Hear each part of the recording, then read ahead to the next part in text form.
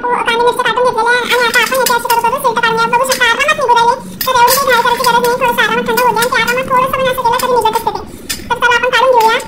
मग सांगते काय करायचं. आता मी सांगते तुम्हाला एकच काय करायचं, कसं कुट करायचं. एक गिलास घ्यायचा आणि एक बेल्ला घ्यायचा. तुमच्या भाषेत काय म्हणतात हे माहित नाही, पण आम्ही मराठीमध्ये बेल्ला म्हणत असतो याला. तर मला नक्की कमेंट करून सांगा त्याला अजून काही असेल तर. हे गिलासामध्ये हे टाकायचं आणि बेल्ल्याने त्याला आता कुटायचं. सामान करून दाखवते. हे बघा मी टाकलेले आहे गिलासात आणि असं त्याला मारायचं ते बारीक होत जात असतं. तर आपण बारीक करून घेऊया आणि बघूया कुठं असं त्याचं जसं बारीक झालं तर. आणि हे साबुदाण्यासाठी असंच लागत असतं. एकदम बारीक पण नाही जास्त मोठं पण नाही, बरोबर असं साईज लागत असतं. तेव्हा ते मोकळं मोकळं होत असतं. हे सिक्रेट कोणीच कोणाला सांगत नाही. आज मी तुमच्यासोबत शेअर करते. मग ऑइलला मस्त प्रकारे गरम होऊ द्यायचं. मिरचीला मस्त प्रकारे परतू द्यायचं. मिरची परतून झाली की त्याच्यात टाकायचे आलू मस्त दोनपैकी. आता इथे टाकले चवीनुसार मीठ. आपले आलू मस्तपैकी शिजलेले बघू शकता तुम्ही. तर याच्यात आपण आता टाकून घेऊया शेंगदाण्याचं कूट. याला मिक्स करून घेऊया मस्तपैकी आणि लगेच मग साबुदाणा टाकून घेऊ. बघू शकता मस्त मोकळा मोकळा आहे अजून पण माझा साबुदाणा भिजलेला.